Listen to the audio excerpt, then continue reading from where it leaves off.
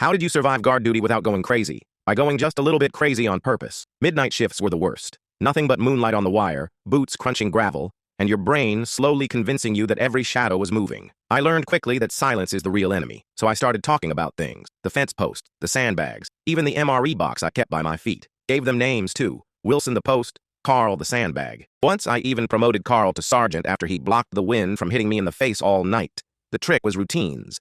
I'd count every step between the tower and the gate, then try to beat my own record for how fast I could march it in my head. I'd sing dumb jingles under my breath like the Kit Kat song until it turned into a chant. Sometimes I'd pretend I was narrating a nature documentary. Here we see the rare private first class, pacing in circles, slowly losing his grip on reality. My buddy Smith swore he heard me once, and nearly fell over laughing. Then there were the snacks. I'd sneak Pop-Tarts in my cargo pocket, break one in half, and tell myself it was dinner and dessert. The weirdest part? I looked forward to that moment more than payday. I even saved the foil wrappers, folded them into little origami animals, and set them on the ammo box like trophies. By the end of my rotation, I had a whole zoo. But the best survival tool?